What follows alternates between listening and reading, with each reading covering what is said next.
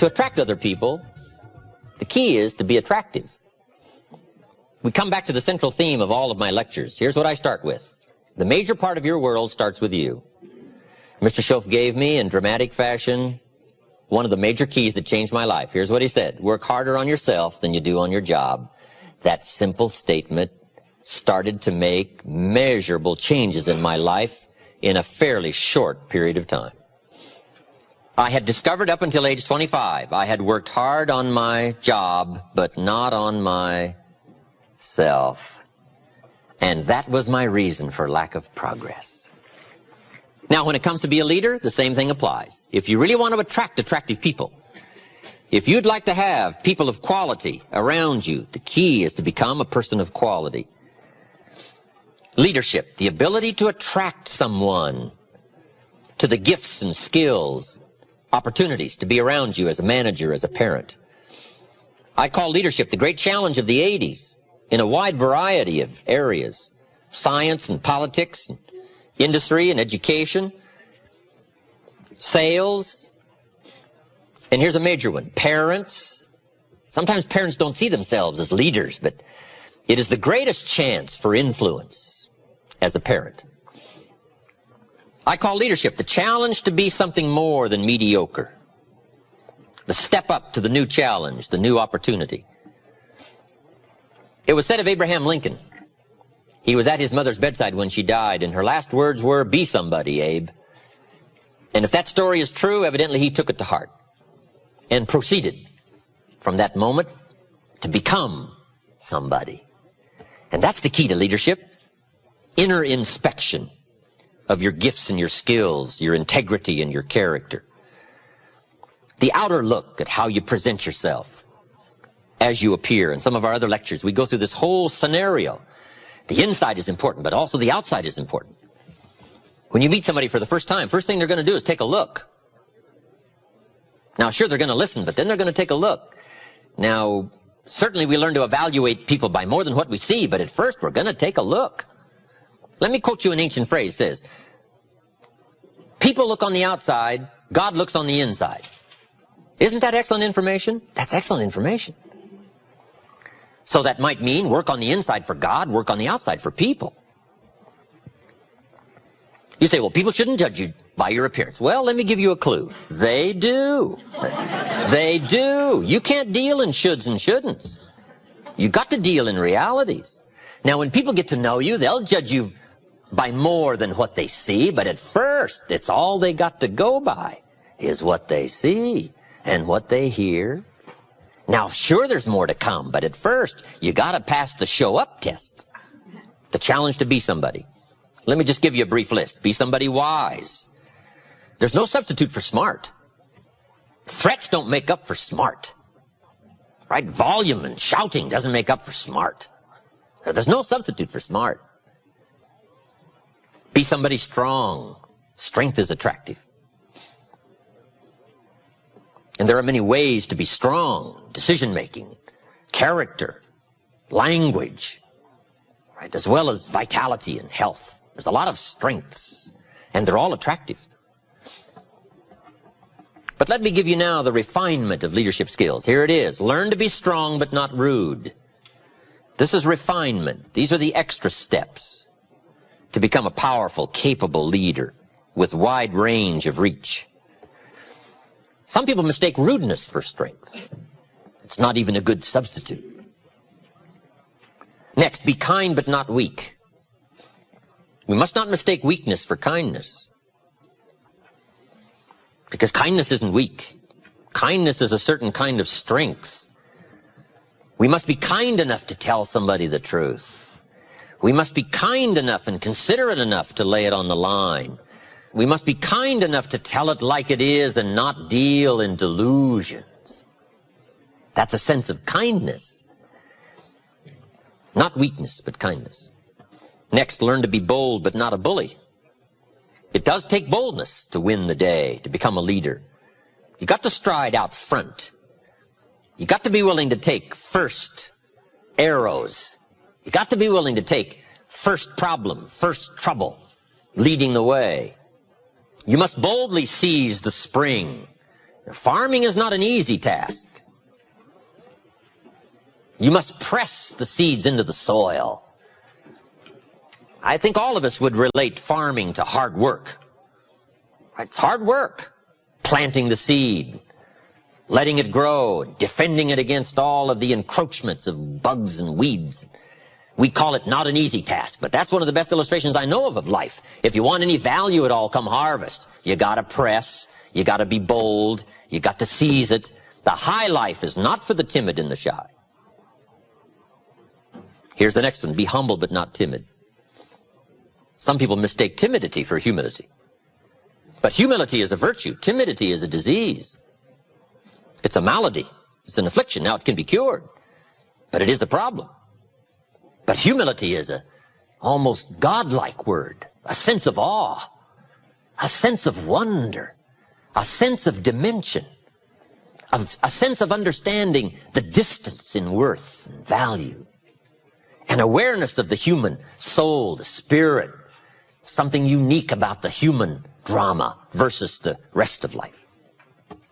Humility is a grasp of the distance between us and the stars, and yet having the feeling that we're part of the stars.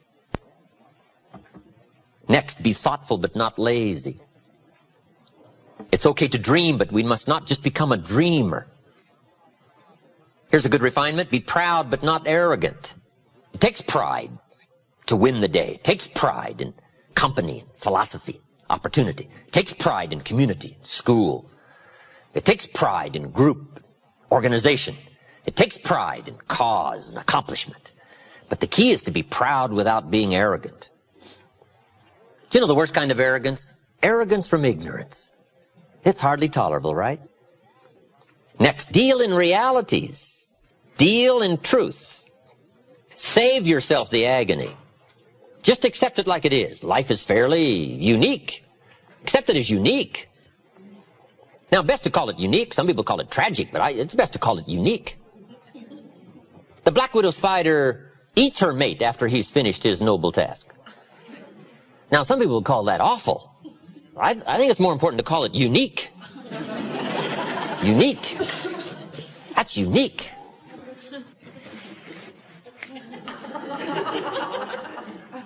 The whole drama of life is unique. Right? The Bible is one of the most fascinating books to read because it is so unique in its presentation.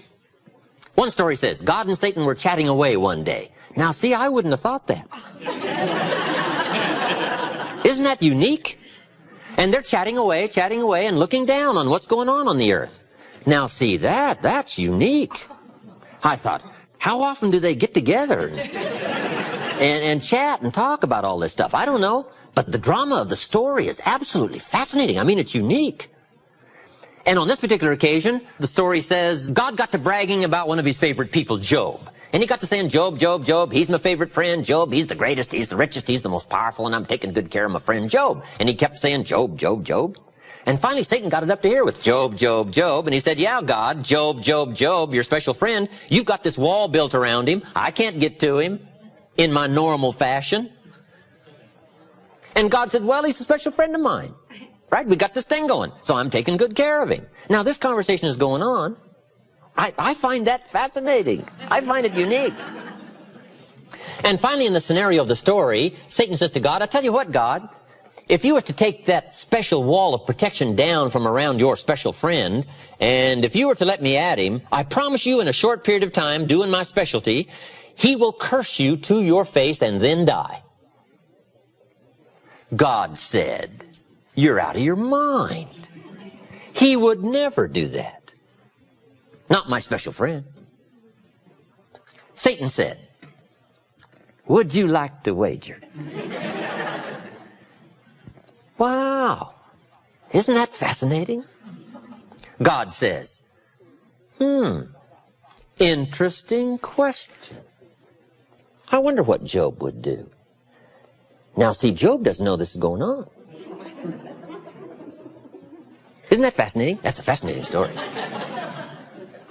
Finally, according to the scenario of the story, unbelievable, God went for the bet. And he had just one requirement. He said, just one thing. Satan said, what's that? God said, well, you can't kill him, because he's my special friend. Satan said, okay, I don't need to kill him, but you just take the wall down, let me do my number, and I promise you he will curse you. God said, no way. Satan said, I will do it. And the bet is on. Isn't that fascinating? That's fascinating. According to the terms of the wager, God did as he was required by the wager, and he took the wall down from around his special friend. And when he did, according to the story, Satan did one of his all-time famous numbers on the man. First, took his family. Second, took his wealth, destroyed him. And blow 3, took his health. That's called triple blow. Your family, your fortune, and your health. In one of the last scenes, Job is sitting on the ashes with everything gone, and he is scraping his sores with a rock. And his wife comes along, and she's observed all of this scenario, God forsaking his special friend Job. And she said to Job, it looks like your friend has forsaken you. Why don't you just curse him and die? Satan said to God, here's where it happens. God says, he hasn't talked yet. Isn't that fascinating? That's fascinating. While they both watch, wondering the outcome of this wager, Job says, from his ashes, never. I will never curse my friend. God said, I knew it. I knew it. And he picks up the bet. 10-1 or whatever it was. I don't know. It doesn't say what the wager was.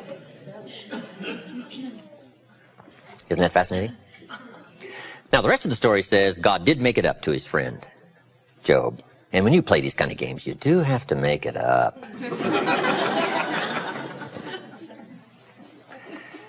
So, let's see, what shall I do? I know what I'll do. I'll just give Job twice of everything he had before. Wow. And Job became, according to history, one of the richest, most powerful men in the known world. But isn't that a fascinating scenario? Don't you find that fascinating? Now, it may be a bit frustrating, but we learn to turn frustration into fascination, right? And you just give up on a lot of this trying to figure it out and say, that's one of those things. It's a fascinating thing. I used to say, liars shouldn't lie. See, we call that wasted energy. Why would you deal in such Mickey Mouse pronouncements, right? Liars are supposed to lie. That's what they're supposed to do. That's why we call them liars. Lie. You wouldn't expect them to do anything else. Lie to say, liars shouldn't lie. We call you naive. And we especially call you naive if it upsets you, instead of finding it fascinating. Right? Somebody cuts you off on the freeway. You go chasing them down the freeway and shaking your fist. Hey, save yourself. They say they shouldn't cut you off on the freeway. Hey, hold on, hold on. That's what they're supposed to do. They're known as cutter-offers on the freeway. And if you say, those people shouldn't cut you off, we call you naive, naive. Come on. Here's some stuff that saved me a lot of agony and a lot of anguish and a lot of sleepless nights I used to go through and pulling my hair and wondering. I gave up on all that when I finally understood the 80-20 rule. Let me give some good clues on the 80-20 rule. As a leader, as a manager, being able to influence other people in this 80-20 group, here are some clues. Learn to spend 80% of your time as a leader with the 20%. For maximum efficiency and productivity, this is part of the key. Since it's going to be 80-20, and there's plenty of examples to show that it's 80-20, not exactly, but fairly close. Ask the minister of the church, who picks up the tab here? And he'll say, probably, 20% of the people pick up 80% of the tab. I mean, this is called one of those things, okay? So what do? Well, you learn to work with it and not try to solve it. It's like trying to solve the seasons. You don't solve the seasons, you learn to work with the seasons. They're all set. And some of these things by history are all set. The key is to learn to work with the way it is set. So part of the key of leadership is learning to spend 80% of your time with the 20% because they're doing the 80%. We would call that good leadership sense. Now you say, well, how do you do that? Let me give you part of the answer in how to do that. Here it is. Spend individual time with the 20% and group time with the 80%. This is part of the answer to leadership skills. However, guess who wants your individual time? The wrong group. But that's what life's all about, right? Accepting this challenge. So now you've got to be what we call clever. And you've got to be, another key word, diplomatic. Diplomacy and strategy are two key words for leadership to understand. Diplomacy and strategy. Here's part of the diplomacy. Mary comes and says, I've got a question. You say, Mary, bring your question Saturday morning. I'm going to meet with everybody, and I'll cover it then. She says, okay. Now, it might not be that easy. But if you start trying to put this in perspective now, groups, you can deal with the 80% by groups, and you can talk to the 20% individual. Now, the pull is in the opposite direction, and it always is. Gravity is the downward pull. Life is the struggle in the opposite direction of gravity. It's downward pull. Life is moving in the opposite direction of the normal negative.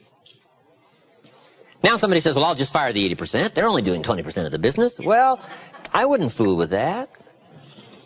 Because after you've fired the 80%, before too long, whoever is left, 20% of them will be doing 80% of the business, and 80% will be doing 20%. Right? This is not something you fire. This is something you learn to work with. The 80-20 rule, very important rule. Now, let me give you some other clues to understanding ratios and numbers, categories in this challenge of leadership. The next subject is called the law of averages. The law of averages. So important to understand the law of averages. The law of averages in a personal sense is very simple. Here's what it says. If you do something often enough, you'll get a ratio of results. It's important for leaders to understand ratios. Because if you're working with people, you got to have some charts. You got to know ratios. You got to be able to evaluate your own performance, their performance. Ratios. What do we mean by ratios? Well, let's say you're in sales, you join a company, and you start representing the product or the service. And you're first getting started, you talk to 10 people. 9 say, no, I wouldn't care for any. 1 says, yes, I'll take some. We call this your opening ratio. Now, 1 out of 10, it all depends on what you're involved with, whether or not that's a good ratio or a poor ratio. You say, well, that's not too good a ratio. Well, it all depends. Okay? But it's your opening ratio. So at first, you don't worry about what the numbers are. At first, you just get some activity going. Now, we call this very simply 1 out of 10. Now, here's what's very exciting about dealing in ratios. Once a ratio starts, it tends to continue. Now, this is some things leadership needs to know so that you're not frustrated. If you talk to 10 people, 1 says yes. If you talk to 10 more, chances excellent, you'll get another one. If you talk to 10 more, chances excellent, you'll get another one. It's uncanny. I don't even know how it works. All I know is it works. There's a lot of things you don't even know how they work. Just work them. Right? A lot of people are studying the roots. Others are gathering the fruit. I mean, it depends on what end of this you want to get in on. It just works. It's a fascinating subject, the law of averages. Okay? Now, once you know that your ratio pretty well is in there, 1 out of 10, now you can start to compete. It is so important to compete, to test your skill against someone else's skill. What someone else can do is a pretty good insight in if you stretch what you might be able to do. So competition is a very healthy thing. Now, you've got to be very smart here. If you've been with this company, let's say a long time, and you've been there so long, you're so good, you can get 9 out of 10, and I just joined and I can only get 1 out of 10, if we have a 30-day contest as to who can get the most to say yes to our product or service, if we have a 30-day contest, you and me, even though I can only get 1 out of 10, I will win. You say, well, I've been here a long time, I can get 9 out of 10. How could you possibly beat me? It would be very simple. Now, it might not be easy, but it would be very simple. During the 30 days, since I understand now these ratios, During the month, while you talk to 10 and get 9, I will talk to 100 and get 10. So that at the end of 30 days, you got 9, I got 10, I beat you. Isn't that clever? Let me give you a scenario here. If you're bright, what you do if you're new, you make up in numbers what you lack in skill. This is called helping people with the numbers, helping people with ratios. Someone says, well, I can only get 1 out of 10. Say, that's got nothing to do with competition. Now, after 30 days, I may be fairly exhausted. But see, I'm pretty good for a 30-day run. One is I don't sleep much for 30 days. About 4 hours sleep is all I need. For 30 days. Now, I got to back off after 30 days, I'll admit that. But for 30 days, I can go on 4 hours sleep. Now, see, it's hard to beat somebody that won't sleep. How are you gonna beat somebody? About 1 hour a day for nutrition. That's all I need. 1 meal a day, 1 hour a day for nutrition. In 30 days, how are you going to beat somebody that won't eat? Won't eat, won't sleep. The answer is, it's hard. It's hard, even if they're new. But if the new person is so clever to make up in numbers what they first lack in skill, I'm telling you, you can compete even though you're new. The key is to be bright enough to understand ratios. Here's the next clue. Ratios can be increased. You talk to 10, get 1, talk to 10, get 1, talk to 10, get 1, talk to 10 more, get 2. Why would about the 4th time you talk to 10, you get 2 instead of 1? You're getting better. Key question, who can get better? Answer, anybody who tries. All you got to do is put together the numbers. Right? Your brain is as good as anybody else's. Your chances are as good. All you got to do is find a way to put out the extraordinary effort to do an ordinary thing extremely well. Ratios. Success is a numbers game. It's important to keep track of your numbers. In baseball, we call it batting average. Whatever you're doing, the key is to keep track of your success and how good you are at whatever. Someone says, well, I'm not very good on the telephone. I'll tell you how you can quickly cure all that, is get on the telephone. I'm telling you, you can get better at anything. All you've got to do is attempt it and try it and start putting a string of numbers together and keeping track and understand your own ratios. I teach a very simple sales course. Let me give it to you in 3 points. Number 1, talk to lots of people every day. It's a simple sales course. Number 1, talk to lots of people. Isn't that simple? It's a numbers game, especially if you're new. And here's what's exciting. There's lots of people. You don't have to worry about people. So just talk to lots of people, even if your presentation is very poor. If you put the numbers together, I'm telling you, something will happen. If your presentation was so poor, you went around every day saying to everybody you could meet, you wouldn't want to buy anything, would you? Sure enough, somebody's going to say, well, maybe I would. What are you selling? I'm telling you, it's just about that simple. If you put the numbers together, if you talk to lots of people every day, 2 things will happen. Number 1, you're bound to make sales. I'm telling you, some people buy for the strangest reasons. Hey, some people buy out of sympathy for the salesperson. I'm telling you, you can find some people that'll buy out of sympathy. They don't want to see your kids starve. I'm telling you, if you'll talk to enough people, some people will buy out of sympathy. So part of success is, look pitiful to enough people, right? I'm telling you, somebody will buy. And why? Why? It's because of ratios. It's because of numbers.